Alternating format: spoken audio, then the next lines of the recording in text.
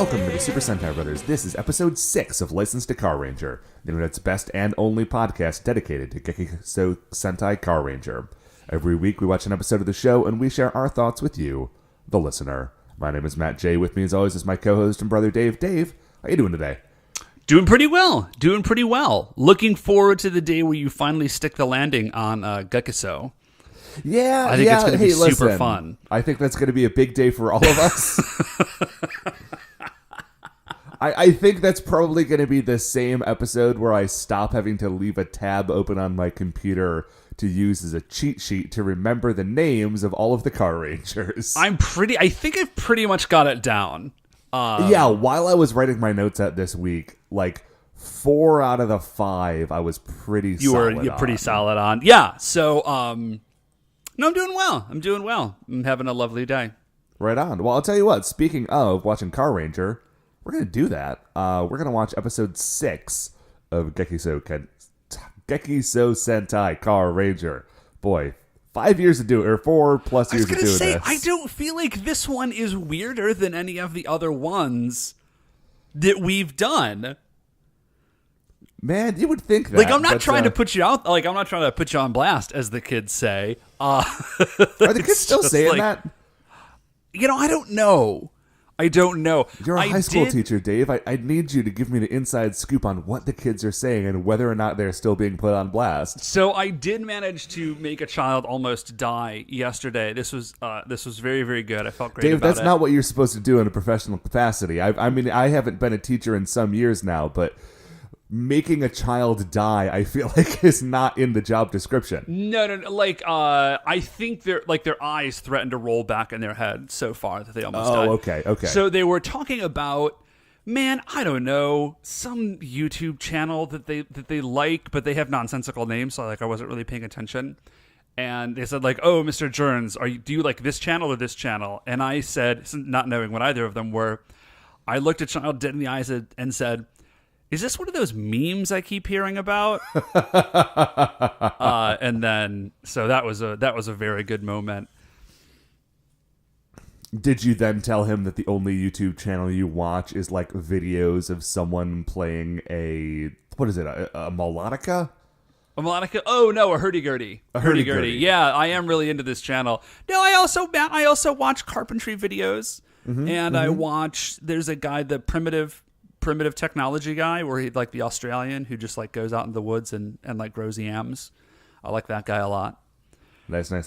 Yeah, they were like, do you like PewDiePie? And I was like, no, I don't like PewDiePie because he's a raging anti-Semite. So yeah. I don't watch that dude's videos. Yeah, I feel like that is. I mean, that's top a list of reasons to not watch. Yeah. That's YouTube. Not the only reason. Let me be clear. That's not the only reason I don't watch PewDiePie. But it is that's the very best reason I don't watch PewDiePie. I mean, that is the reason that if there were not other reasons, that would be enough. That one would be enough. Okay, you would think that one would be enough. Anyway, I do not want to go into this. I do not want to get into this, Dave. Well, speaking of things we do want to get into, Matt. Episode 6 of Gekisou Sentai Carranger. It was, as all the other episodes so far have been, written by Yoshio Urasawa. Its original air date was April 5th, 1996.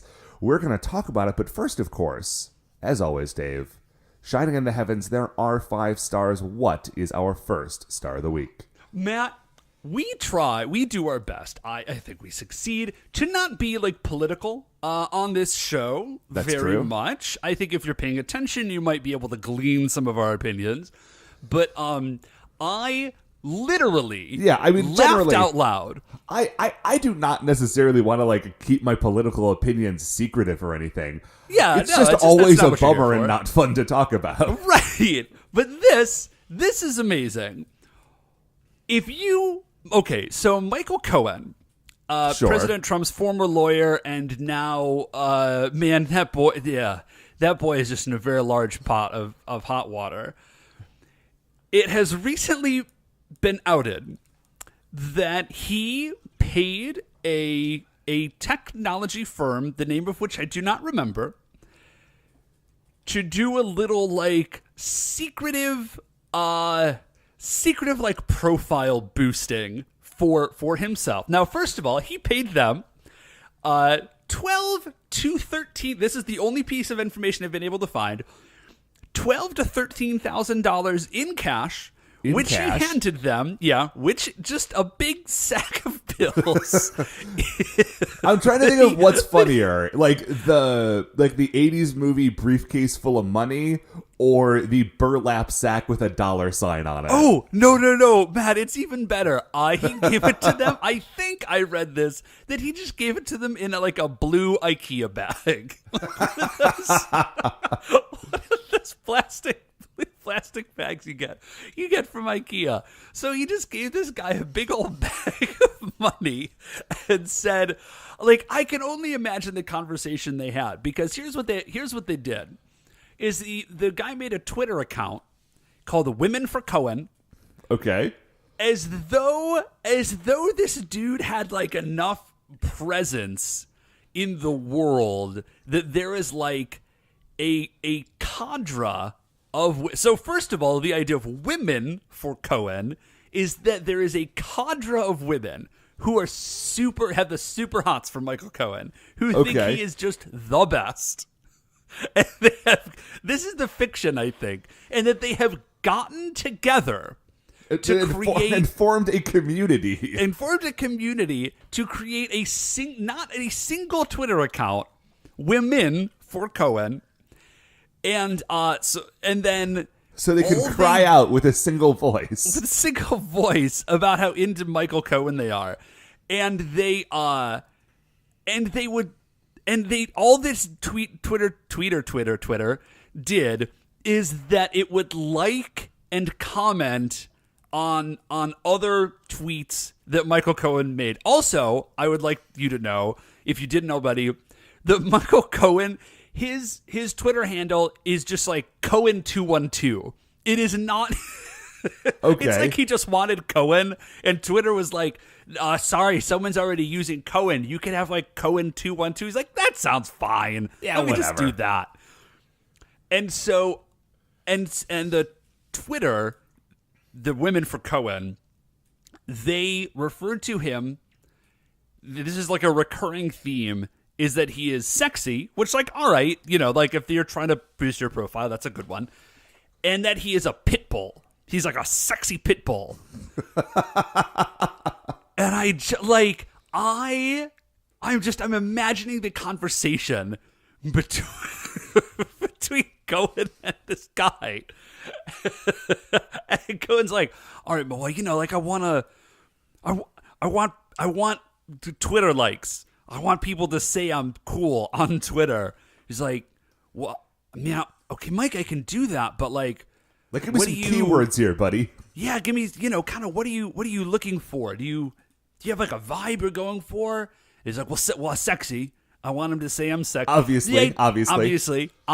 I want them to say I'm sexy. The concept of paying someone to go online, and this is another dude. This is a dude that Michael Cohen, knowingly, Michael Cohen has paid to pretend to be a woman online. No, to pretend to be thousands of women. He didn't go and get an actual attractive woman and say, hey, like, post pictures of yourself, like, with a picture of me and being like, oh, I love Michael. Like, no, he has a fake person pretend. I feel like maybe he thought of that and realized that was a non-starter. Like, he was not going to find somebody to fill that particular role. Well, he had like 13 grand sitting around in an IKEA bag. I'm fairly certain you could find an attractive lady and say like, hey, I will give you $13,000 to do this. And I'm sure you could find somebody. So anyways, that's the end of that story. This is a thing that a real human being did. This has been a heck of a week for, like, things happening in politics that we can actually talk about, because they're not political, they just involve political figures.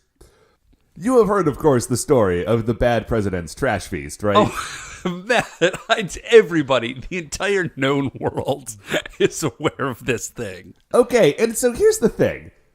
Like, I don't, again, like, I'm not even interested in talking about this in a political way. I am only interested in talking about this in the logistics of delivering that much fast food to the White House sort of way. Right? Because there were, let's call, I looked at the pictures, let's call it between 300 to 400 hamburgers, right? And salads. And yes, there was the healthy option. There were salads. There were some nugs. There were some chicken nuggets with some dipping sauces. The dipping sauces were in like the fine silver gravy boats, but not taken out of the packages. The packages were just stacked up in the gravy boats. Anyway, here was my thought. Like, imagine that you work at McDonald's, right? And you get a phone call that says, hey... It's better if a Secret Service member walks in. Because, okay, that's the thing. A Secret Service member would have to be there. Because, like, this is McDonald's food. It was made in a McDonald's by McDonald's employees, but it was being made for consumption by the president. Like, in the White House, you would expect that there has to be some sort of oversight. Now, with the current government shutdown, I am sure that Secret Service member is not being paid. So they sent a disgruntled Secret Service member with a gun who has not been paid in 3 weeks to a McDonald's to watch teenagers make 300 hamburgers. And by the time you can get through making 300 hamburgers and put them in a crate and get them to the White House and set them up on all the silver platters, by the time all of that happens, at least the first ones that got made are like the oldest, coldest hamburgers you have ever considered, right? And a McDonald's hamburger has a shelf life of what, 10 minutes? Dude, that's extraordinarily generous. I mean, even if you get them under the heat lamps, and I know that the Domino's pizza they ordered was under heat lamps, but like those little cardboard boxes do not maintain heat, but they do maintain all moisture. Okay, so I had two thoughts about this. First of all, if you're gonna do this, they didn't even order from the good fast food. Okay, now what would you? They got Wendy's, Burger King, and McDonald's. What would you have done? Man, I might be semi-alone in this opinion, but like, first of all, Taco Bell, way better. Taco Bell is good. If you're only getting the high end of the Taco Bell menu is good. Taco is okay, but if you're only getting hamburgers, Rally's is a lot better. Rally's better. Arby's or Checkers, depending on what part of the country you're in. Or Checkers, depending on what part of the country you're in. That's right, man. And the pizza, like I'm not crazy, right? Domino's is basically like the bottom of the barrel. Okay, I will say for Domino's that Domino's is better now than it was when we were in college. They did a thing like maybe 5-6 years ago. And I'm sure it's been a while since you've ordered a Domino's pizza. It's been probably since college, Matt. No lie. Domino's is like the pizza place that is most convenient to get delivered to my house. So I will still order Domino's on occasion. I think we talked about it a few weeks ago, actually. Oh, yeah, we did. Yeah. They took forever. You got free pizza. Yeah. I mean, that is not a great experience with Domino's. Although it is a great example of how if Domino's is even a little old, it's way too cold. But it's not terrible. They could have done worse. They could have ordered from Pizza Pan, home of the free pizza. Actually, is Pizza Pan a Cleveland chain? I think it might be, yeah. So dear listeners, if you are unfamiliar with Pizza Pan, here's how Pizza Pan works. Pizza Pan is the home of the free pizza. Yeah. If you buy a pizza, you get a pizza free. If you buy a pizza and you go pick it up yourself, you get 2 pizzas free. That is, yeah, a lot of Pizza Pan in like the post-college days.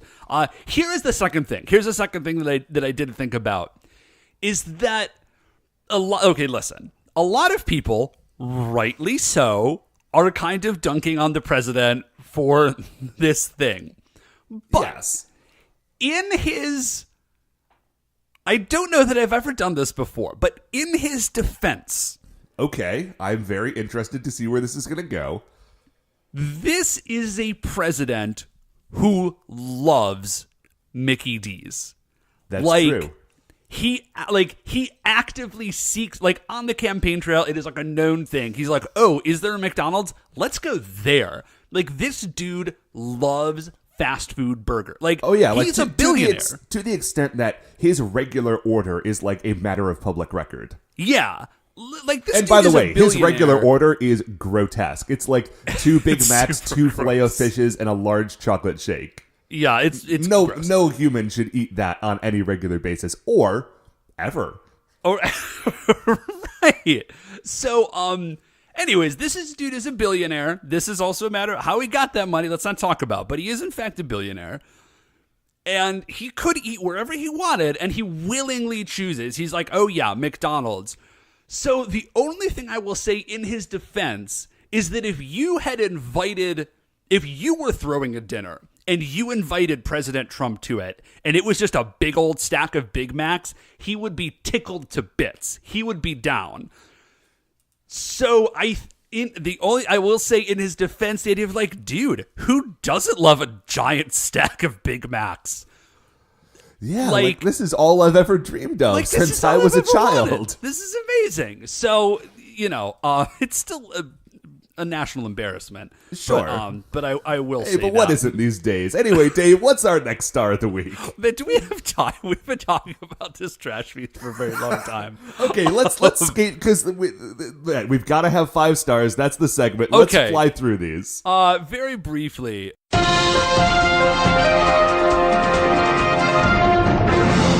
We interrupt your regular broadcast of the Super Sentai Brothers to bring you a breaking news update.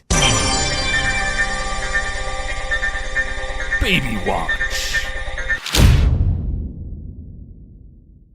My dear sweet boy, Buddy Bear, managed to, I left my Fallout 76 disc in the Xbox, and he has figured out how to push the button to get it out.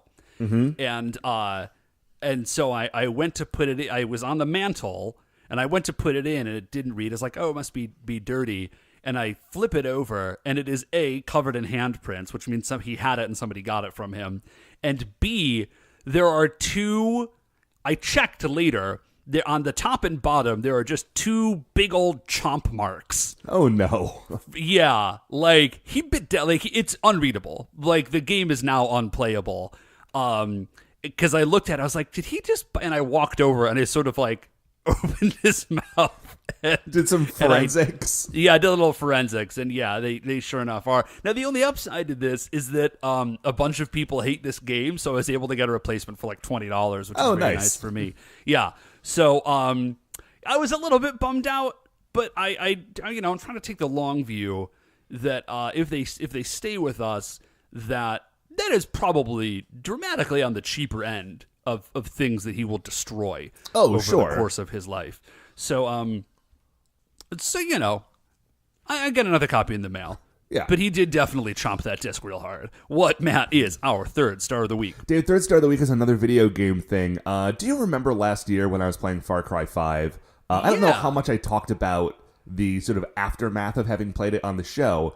You didn't? Yeah, you didn't really. You talked about it and that it was fun and that you really like Far Cry. Yeah, so those things are true. It was fun while I was playing it, and I do really like Far Cry. But without going too far into the details of it, like, the ending of Far Cry 5 was super... Like, not only was it super disappointing, it was, like, weirdly off-putting to the point where it made me not want to, like, go back and play more of the game. Like, I never ended up getting any, like, the DLC for that game. Just because, it sort of put me off a bit. And, like, I don't know, we could talk about why, but we spent a lot of time talking about Big Macs. So, here is the long and short of it, though. Far Cry 5 ends with a bunch of nuclear bombs going off.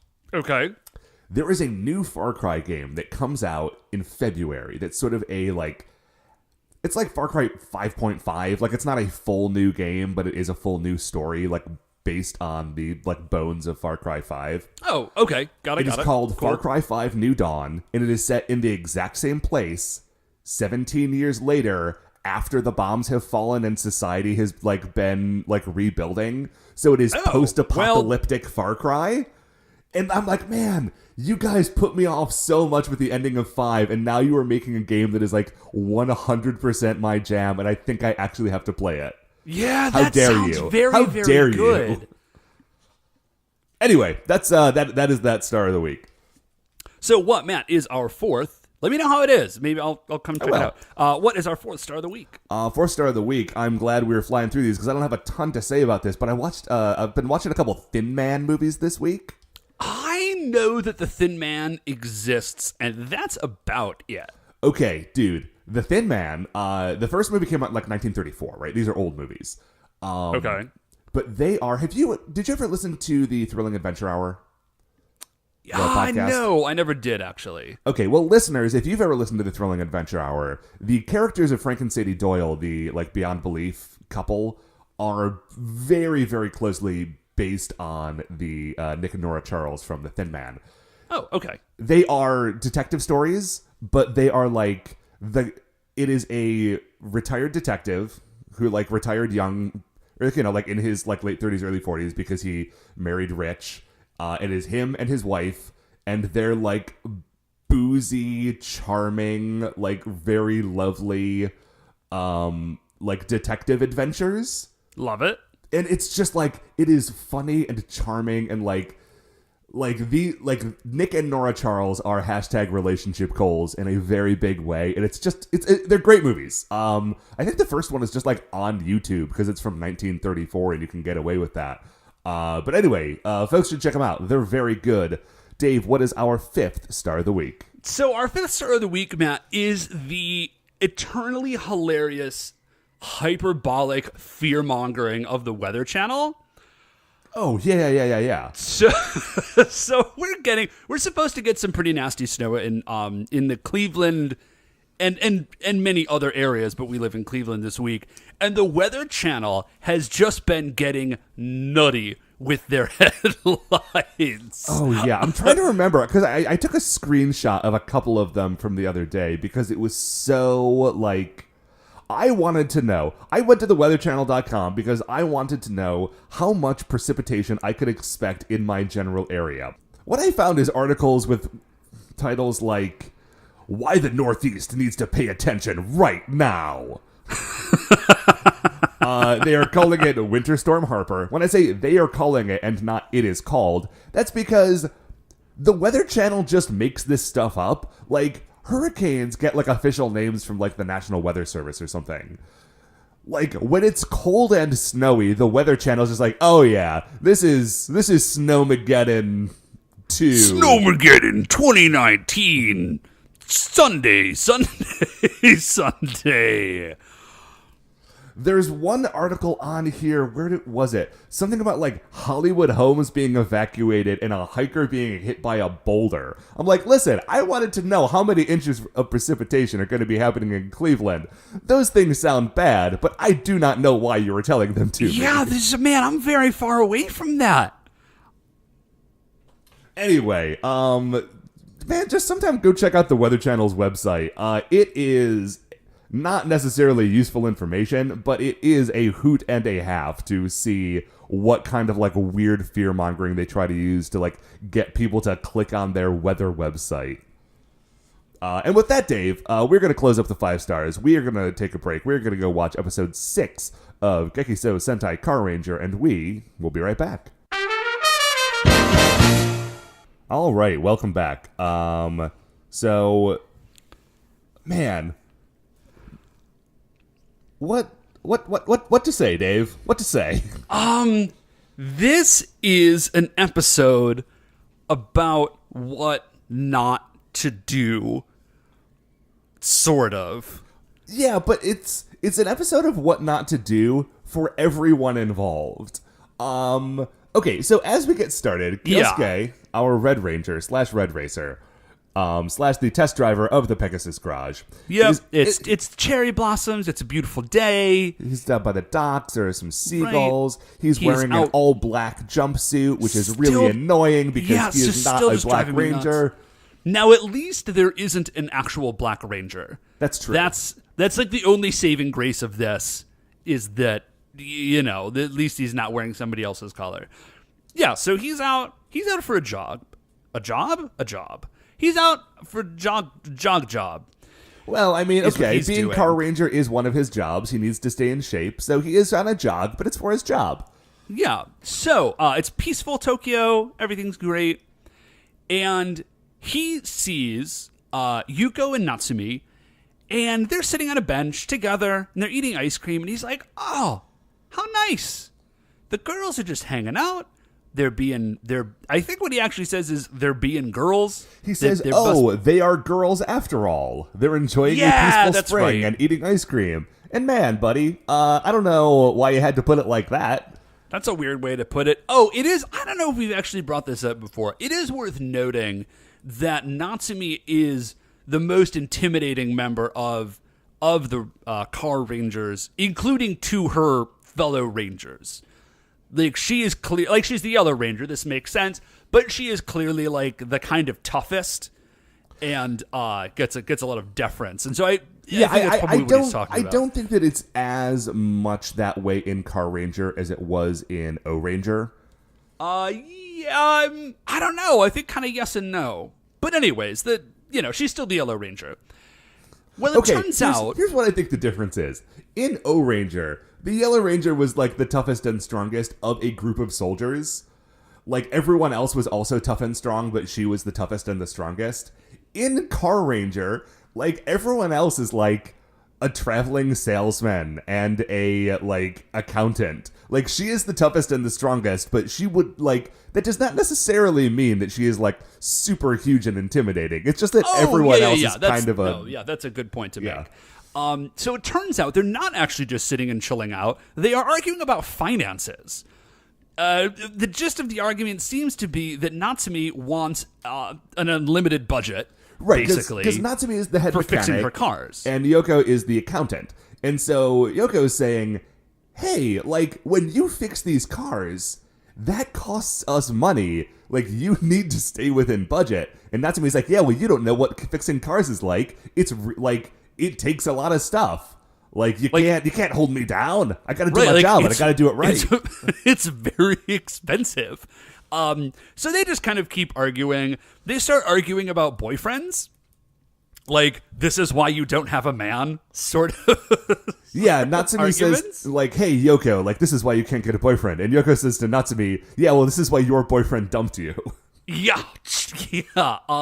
So Kyosuke, they throw their ice cream down. They're giving each other sort of laser eyes. I think they might actually animate these laser eyes. Yeah, it's very good. There's a laser eye thing zapping between them two with a like fire going in the background, and then it cuts to a quick scene of their two like giant Ranger vehicle cars like sort of crashing into each other angrily. Yeah, and then so here's the first mistake that Kyosuke makes, is that Kyosuke decides he is going to help. Yeah. Yeah, so if you've never been in this situation before, man, just don't. Don't get in the middle of this. Unless you're, like, legally obligated to. Right, if this is happening at work and you are their manager... then yes, you should probably step in. Yeah. If these are just people that you know, like, butt out, dude. No one needs you on this. Or, like, if you are a high school teacher and there are two girls that are actively trying to tear each other's weave out, like, you need to get involved in that. As a hypothetical. I'm just... Sure. I don't know where that one came from. And, but this is not a situation where Kyosuke needs to, like, interpose himself. And he does it in the worst possible way, which is like he just rolls over and is like, girls, calm down. So what doesn't happen is that he doesn't die immediately, which I think is kind of amazing. Yeah, and it's good. This is only episode 6. It would be very awkward. It would be rough if he was dead already. So they just sort of, I think they both just sort of stomp off, right? It kind of cuts from this pretty quickly. Oh, that's right. So it goes and we from go there up to Barbarian. And Dynamo is fawning over Zanet, which, man, Dynamo, it's just not a good look as a boss. You're trying to, like, maintain some sort of, I mean, I know they're all reckless drivers, but, like, you're trying to maintain some degree of command. Like, this just looks bad for the troops. And so... Yeah, I mean, I think he's counting on his, like, terrible laser eyes to keep them in check, but it's not. No, that is a good... Listen, it works for Darkseid, right? Sure. So President Dynamo is... He actually does have kind of a Darkseid-y vibe. If you no, he's got, like, a big gray face, and he's sort of large and blue.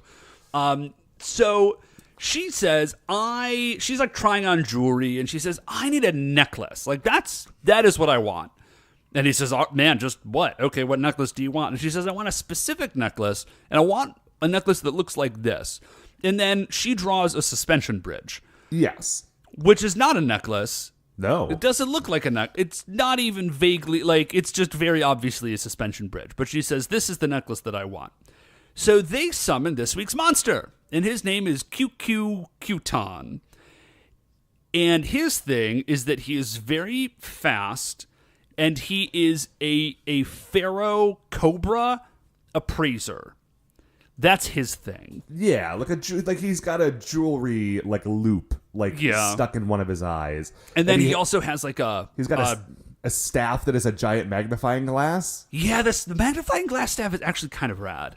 Yeah, he's got it's a cool look. It's kind of hard to grok what they're going for, but it comes together into something that looks cool. Yeah, so he's very, very fast, and President Dynamo says, like, listen, take a look at this drawing that Zanet has made, and he kind of, he looks through his jeweler's loop, and it, like, takes a picture of it, and he's like, okay, got it, and Zanet gives him a kiss, and QQ's like, yeah, got a kiss from Zanet, everything is rad, and then Grotch gives him, like, a wrapped-up package, and is like, here, you know, take this with you, you'll see if you need it. Right, it's dangerous to go alone, take this. Yeah. So we go. So he goes down to Earth to look for it because he is the best at looking for things. Yeah. Oh yeah. That is why they have summoned him. He is their best finder of things. Yeah. So we cut down to Earth, and the Green Ranger Minoru. Yeah. He is driving around. He does not wear green, but he does wear a blue shirt and a yellow tie. Which, like, if you... So on the balance... Yeah, on the balance, he is kind of wearing green, and his car is green, which I appreciate. Yeah. And so he is on his way, because he's the salesman, right? Uh-huh. So he's got a meeting coming up. It sounds like he's listening to Viva Las Vegas. I don't think he actually is, but it's got that sort of feel to it. He's in his car, he's singing along, he's going to a meeting. He is not excited about going to this meeting. And as he parks, he looks like, oh... That is definitely a bozo. Yeah, like, for sure. Which, I mean, like, yeah, dude, it definitely is. Like, obviously. Yeah, I mean, it's good. It's good that he's, keeping an eye out. Right. So he sees it, and since he was already excited to not go to this meeting, he just drops that entirely and starts chasing after Kutan. Yeah. So he tries to get a hold of the other Rangers, I think. Oh, no. He is about to do that. But the next thing he does is we see Kutan, and he's like, he sees a jewelry shop, and he's like, oh, I'm going to check over there. And by check over there, what he means is I am going to, like, bodily crash through the window, grab all the jewelry, and just sort of scan it. But it's not there, like the necklace that because it's a suspension bridge. Right. But the necklace isn't there, and he's like, oh, I better keep looking. And then Minoru sees him, and now he's in his racer car. Mm-hmm. Is that what they're called again? Racer cars? Racer machines. Racer machines, thank you. So Minoru is in his racer machine, and he sees Kutan and, like, gives chase. We go from there back to Kyosuke attempting in vain to help the girls make up. Yeah, in my notes it just says Kyosuke tries to be a peacemaker. I don't remember exactly what that entails, but it was not useful. Yeah, but when they get called in, they're like, okay, like, let's all just go and deal with this. We can deal with whatever this conflict is later. So they get the call. We go from there. We see QQQton. He's running away from Green Racer, and Green Racer's catching up. But then Zelmoda arrives on his flying pot and deploys the Wumpers. And whenever he does that, he just yells "Wumpa," which I really like. It is fun. I do like Zelmoda. Yeah, I like Zelmoda, and the Wumpers. The combat Wumpers are actually kind of growing on me. And I like that the Wumpers belong to Zelmoda, sort of. He is the deputy. They're not just sort of floating around. Yeah, he is the deputy leader of the Bozok, and the thing that he is in charge of is the Wumpers. Yeah. So the other Rangers arrive. Zelmoda gets down. There's a Wumper fight, and they are, they're fighting. Yeah, it's the fight is cool because they continue to have all of their special fight moves be car themed. Yeah, so Minoru does hard left turn, and he spins both his arms around and hits you. The Wumpers try to shoot octopus ink at Yoko, and she uses her sword as a wiper blade to I forgot about catch the ink in the air and then shoot it back at him. Yeah, so that's all pretty bad. Naoki, the Blue Ranger, stuns a lot of people by flashing them. Blinding them with the not by flashing them, by blinding them with flashes of light. With flashing light, yeah. From his helmet. So, this is my favorite one, though. Wumpers somehow get motorcycles. Don't worry about how. And they're driving along and they're trying to hit someone. And then Natsumi sort of slide flies next to it and dismantles the bike mid-ride. Hey, she's an incredible mechanic, Dave. She's an incredible mechanic. I love it. And so she dismantles the bike mid-ride, and then the Wumpers just sort of go flying because their bike doesn't work anymore, which is incredible. It was extremely good. So the Bozok are chasing. They get back in the car, and they are chasing Kyosuke, who is in his racer machine, and then he does a hard drift, and the Bozok hit each other. And Zelmoda gets whiplash because he wasn't wearing his seatbelt. And Kyosuke admonishes him. He's like, hey, right. you should always, traffic safety is important. So,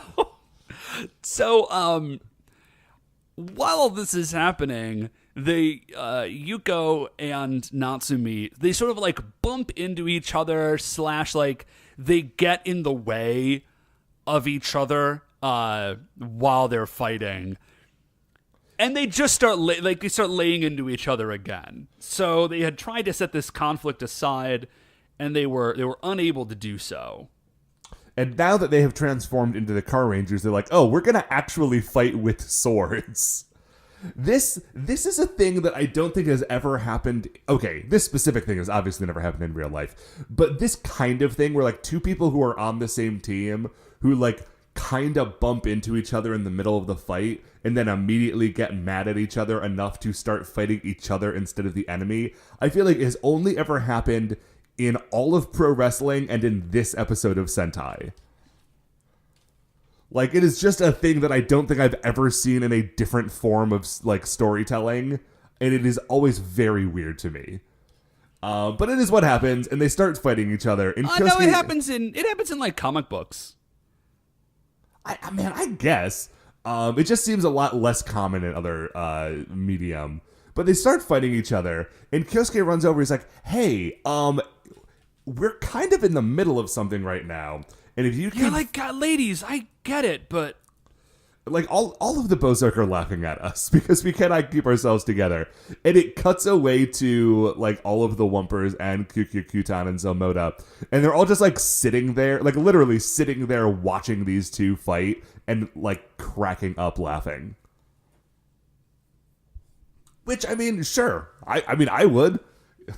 If I was in a fight with someone and they started fighting each other for seemingly no reason. Yeah. No, it's incredible. So while they're in the middle of, while the Rangers are in the middle of this fight, Kyutan's like, oh, actually, I do have a thing I'm trying to do. And so he just runs away because he's still trying to find this necklace, which credit where it's due, Kyutan. Dude is, he's on mission. So they see him running away, and they're like, oh, geez, this is... Okay, no. Well, get this together, guys. They deploy Giga Formula. They get their stuff. They don't even bother with the weapons. They immediately deploy Formula Nova. They do the blast. And QQQton is fast enough to just dodge. He just bends over backwards and Matrix dodges out of the way of this blast. And the Rangers are completely nonplussed. They have no idea how to handle this. QQQton says like, oh, this is actually kind of bad. I dodged it, but this is still kind of bad. And then he flashes back, and we find out the package that inventor Grunch gave him is Emo Yokon from Imocho. Is that the name of the shop, right? Imocho? I think so. It's the good stuff. It's the good stuff. It's that good I bro love the candy. idea, yeah, that it's not just Emo Yokon. It seems to be Emo Yokon from this one specific shop, which means once a week, this horrifying alien monster rolls up and is like, I will need one order of Emo Yokon, please. And the shop proprietor, he doesn't call... Well, I guess these aren't public rangers, so you can't call the rangers on the same way that you could if they were the O-Rangers. I don't know. Maybe Inventor Grotch. Maybe the thing that Inventor Grotch actually invents is a series of increasingly high quality disguises to fool this man. Maybe. So anyways, he eats the Emo Yokon. He then becomes a giant, and they're like, "Oh, geez, all right, this is bad. We got to get our giant rope. He's a giant. We got to get a giant robot." So they summon RV Robo, and what's great is that the merging, the fusion shot that they have put together to show the robot coming together is out in a quarry because it requires a very high stone cliff for Red Racer Machine to launch off of and then land. And so I really like the idea that they summon the racers and then they have to go out to the quarry, do the fusion, and then head back. Yeah, and it's the sequence that they put together is just it is literally the footage from the previous episode. It's a really cool thing. Yeah, and it looks really neat. It's a great transformation sequence. I like it a lot. I am excited that we will probably be seeing a lot of this. Yeah, so while they're doing this, QQQton is just rolling around town looking for this necklace, it does seem like it would be a lot harder to find a human-sized necklace if you were 150 feet tall. Yeah. Although, conveniently, as it turns out, he's not actually looking for a human-sized necklace, but he's just reaching through windows into buildings and grabbing stuff at random, just making a mess. Yes, because he has no idea what he's actually looking for. And he falls on a building. This is one thing I do dig about the giant monsters is I feel like they are very they're paying a lot of attention to the idea that it's very disorienting to go from human size to 150 feet tall. Right. These guys have never been giant before, so they're kind of tripping over themselves. And so they're crashing into buildings and sitting down on houses and stuff. So in RV Robo, the Car Rangers are sort of running after him, and they're having a conversation man, he's looking for this necklace. Yoko says, man, I don't know why the Bozoke want a necklace. Wearing a pretty necklace is no good unless you put it on somebody cute like me. And Natsumi is not going to let this opportunity pass her by. She desperately needs to dunk on Natsumi. Yeah. On Yoko, rather. Yeah, and she says, well, hey, what is it have you ever heard of the phrase, casting your pearls before swine? Yeah, which I do not think is exactly what that means, but I think what she is trying to get at is, we are talking about a necklace made out of pearls, and you look like a pig. Yeah. And then they start bickering again, and Yoko says, yeah, well, for you it would be like casting radishes before a hippopotamus, which is not even a thing, but they get into it anyway. And, you can see RV Robo, the yellow Ranger controls the left leg and the Pink Ranger controls the right arm, and so those two pieces of RV Robo are just flailing around wildly as those two are having a fight. Which is bad, of course, because QQ Kutan is still there. Yeah, he is still there, and he is still definitely, like, attacking them. Yeah, he does a thing where he uses the magnifying glass on the end of his magnifying glass staff to, like, focus the heat of the sun to zap them with a heat beam, and that's very good. That is pretty cool. So the ladies are still fighting, and then the men, again, make the worst possible decision, and they just turn around and they're like, hey, you're both wrong? We need to focus on this giant monster. And the Yuko and Natsumi are just like, and they just both leave. Yeah, they just stand up and walk out of the cockpit. But the unfortunate thing is that RV Robo is not one of those giant robots that has like one control panel. It has 5 control panels. And so if 2 of the people are gone, it becomes very difficult to control it all. Yeah, so RV Robo is not coordinated. Things are very bad. We go down to the ladies. They are not only, like, they haven't just walked, they've left. They're gone. They are down by the water side at the same location where this fight started. Untransformed. They are just chilling out in their civvies, standing at the water's edge, sort of looking out of the water and then periodically stealing, like, angry glances at each other.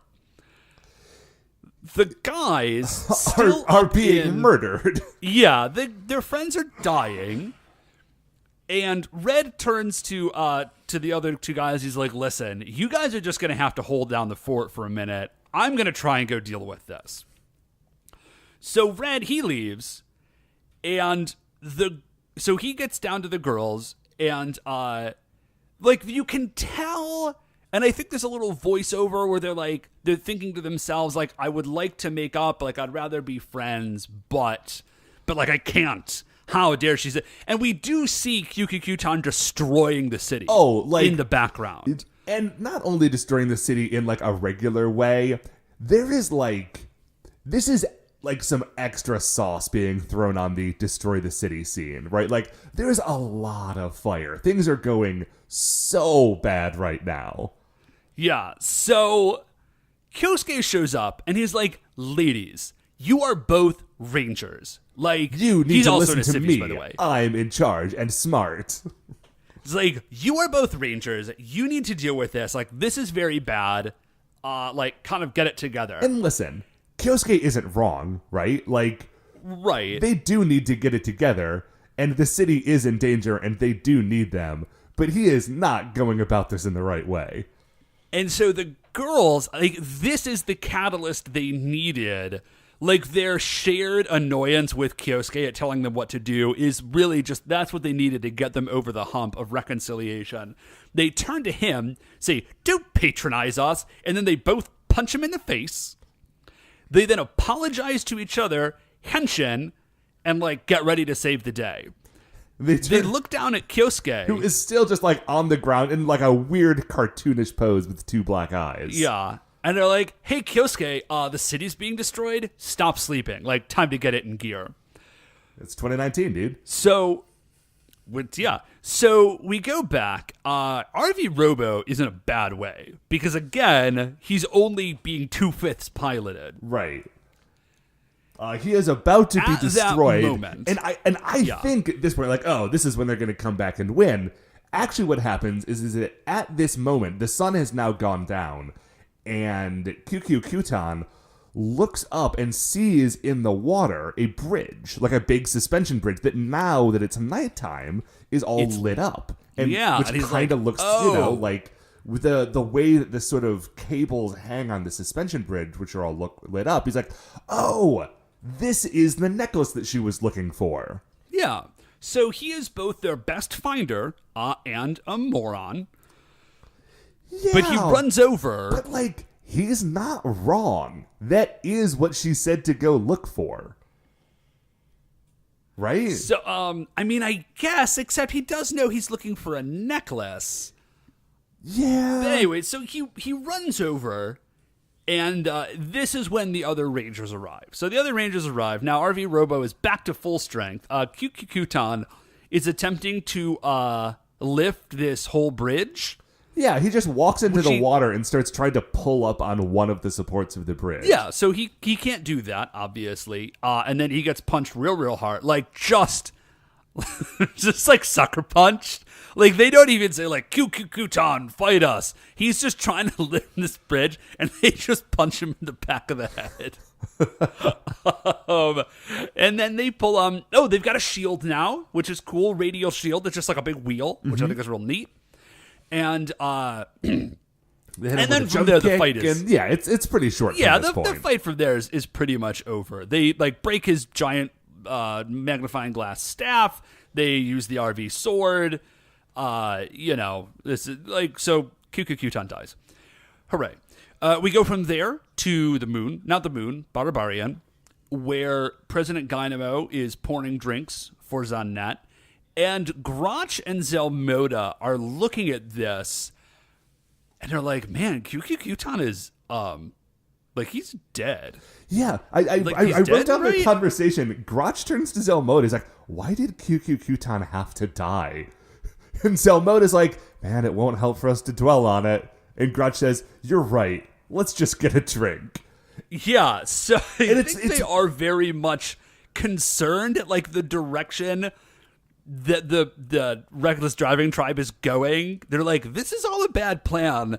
Like, this is a very bad idea. And we're only doing this so that President Dynamo can, like, maybe get lucky with this, like... Dudes are, like, it was fine before when we were just, like, rolling over, like, wimpy planets.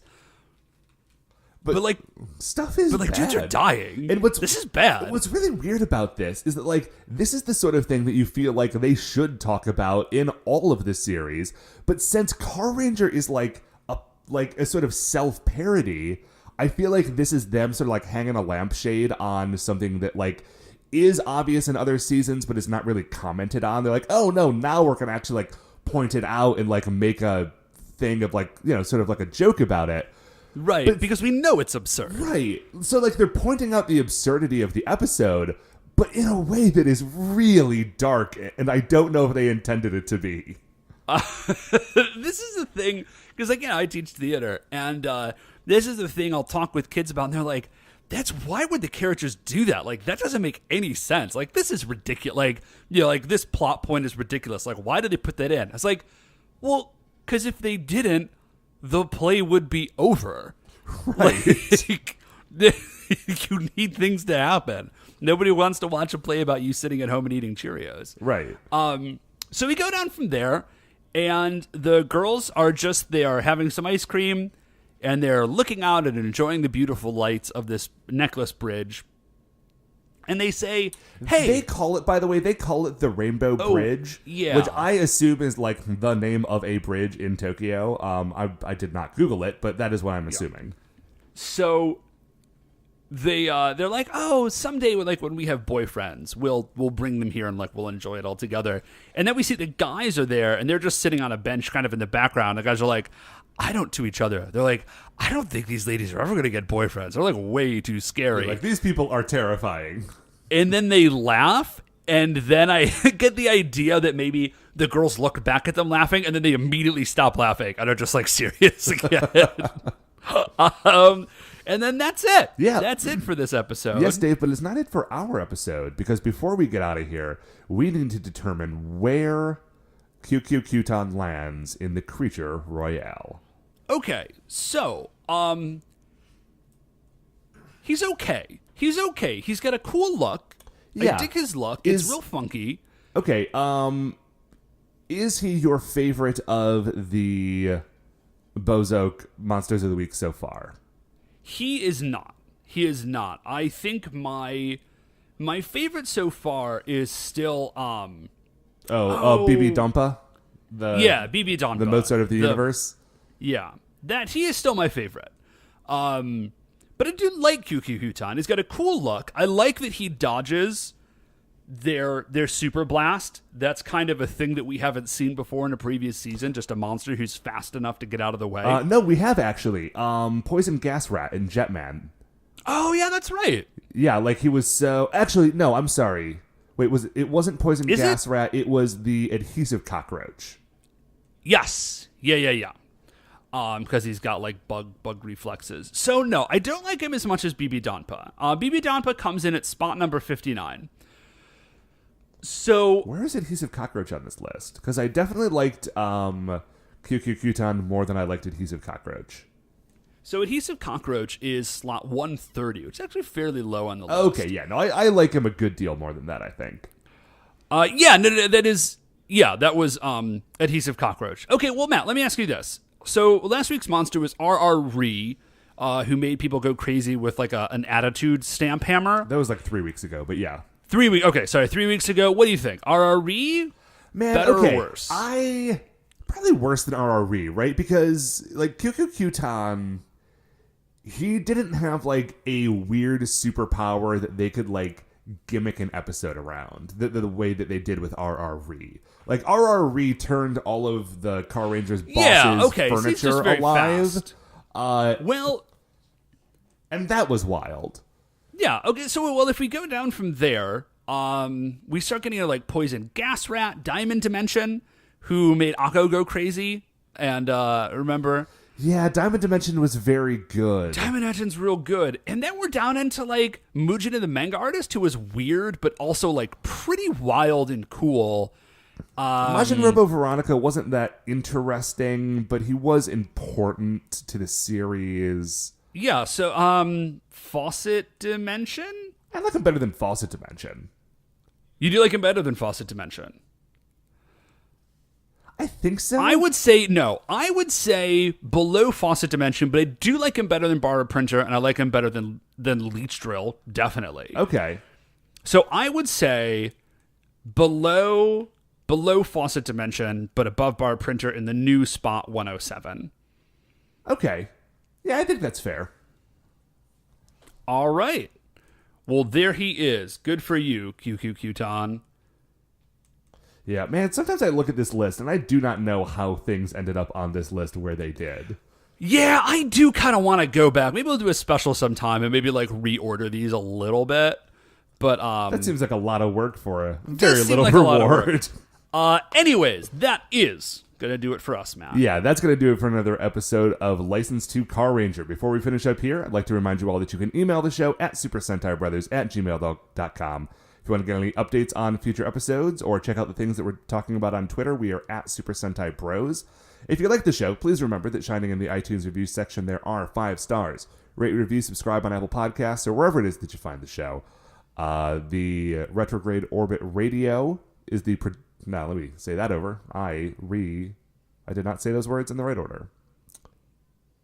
The Super Sentai Brothers are a production of Retrograde Orbit Radio. To check out any of the other great Retrograde Orbit Radio shows, you can do that all at retrogradeorbitradio.com. Once again, we are the Super Sentai Brothers. I'm Matt. I'm Dave. And we'll see you next week for the greatest show on Earth.